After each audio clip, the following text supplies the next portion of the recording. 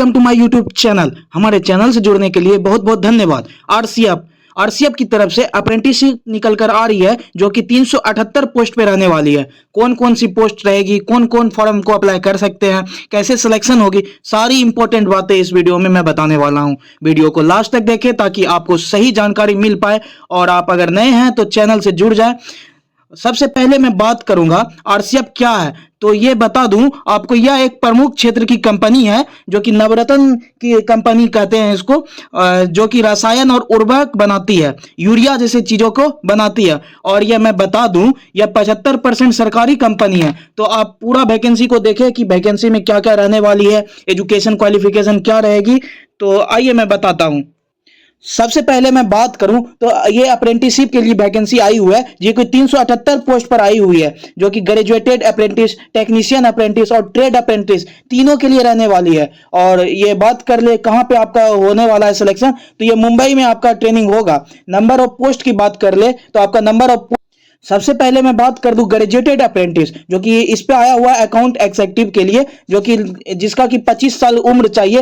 Total seat की बात कर ले तो 51 चाहिए। दूसरा नंबर आया हुआ है ऐसे के लिए 12 मंथ की ट्रेनिंग होगी, दोनों की सबकी 1-1 साल की ट्रेनिंग होगी, जो कि सबसे ज्यादा सीट आया हुआ है 96 सीट पे।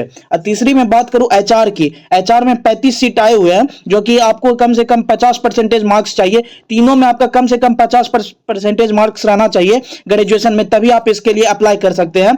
और साथ ही में टेक्नीशियन के लिए बात करूं तो टेक्नीशियन के लिए डिप्लोमा होना चाहिए, डिप्लोमा इन इंजीनियर साइंस। तो इसका सीट की बात कर ले तो 20 सीट रहने वाले हैं। डिप्लोमा सिविल के लिए भी डिप्लोमा सिविल इंजीनियर रहना चाहिए, इसमें भी कम से कम 50% मार्क्स चाहिए। इस टेक्नीशियन के भी सारे पोस्ट पे कम से कम 50 सीट चाहिए। और सब में 12 मंथ की ट्रेनिंग है। और सीट की बात करें तो 20, 14, 6 और 10 रहने वाली है। और मैं बात कर लूं कि कौन कौन इस फॉर्म को भर सकते हैं, तो जिसने भी ग्रेजुएशन किया है, जिसने भी डिप्लोमा किया है, वही इस फॉर्म को भर सकते हैं। और ट्रेड में बात करें तो ये आईटीआई नहीं खोज रहा है, इसमें दूसरा कुछ खोज रहा है, जो कि मैं आगे आपको बताऊंगा। सबसे पहले मैं ग्रेजुएशन की बात करता हूं तो आपको इकोनॉमिक्स या बेसिक इंजीनियर इंग्लिश या कंप्यूटर से आपका नॉलेज रहना चाहिए और इंग्लिश ऑनर्स आपका ग्रेजुएशन में रहना चाहिए, तभी आप इस फॉर्म को भर पाएंगे। तो अगर आपका ये क्वालिफिकेशन ग्रेजुएशन में है तभी आप इस वीडियो को देखें। और साथ ही मैं बात करूं डिप्लोमा, तो डिप्लोमा में आपका केमिकल इंजीनियरिंग का कोर्स होना चाहिए। अगर आपने केमिकल इंजीनियरिंग किया हुआ है तो आप इस फॉर्म को जरूर भरें। और इस वीडियो को पूरा देखें, क्या क्या रहने वाली है, क्या कैसे करें। तो आप लोग देख ले कि डिप्लोमा केमिकल इंजीनियरिंग का पोस्ट आया हुआ है।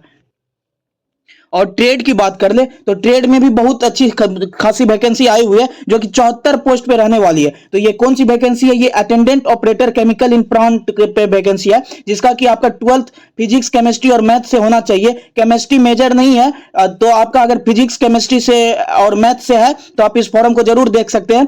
मार्क्स की बात कर ले तो आपका कम से कम 50 मार्क्स रहने चाहिए, 50%। और टाइम देख ले ट्रेनिंग की तो ये 1 साल रहने वाली है। साथ ही सीट देख रहे तो सीट आपकी 74 रहने वाली है। 12th पास पे भी वैकेंसी आई हुई है, जो कि बॉयलर अटेंडेंट की है, जिसमें कि आपने 12th किया हो 10+2 से, तो आपको 3 सीट पे जा सकते हैं। और साथ ही मैं इलेक्ट्रिशियन की बात कर लूं, ये भी 12th पास चाहिए, जो कि साइंस से होना चाहिए, जो कि 4 सीट है। आपका हॉर्टिकल्चर के लिए बात कर लूं, हॉर्टिकल्चर के लिए तो इसमें 12 चाहिए और इसमें भी 6 सीट है। तो लगभग ये सब 12th वाली सीट है। तो आप इस फॉर्म को भर सकते हैं अगर आपने 12th किया हो और आपका इस पे भी नंबर पे सिलेक्शन होने वाला है। मैं आगे बताऊंगा कि इसमें कैसे नंबर पे सिलेक्शन होता है।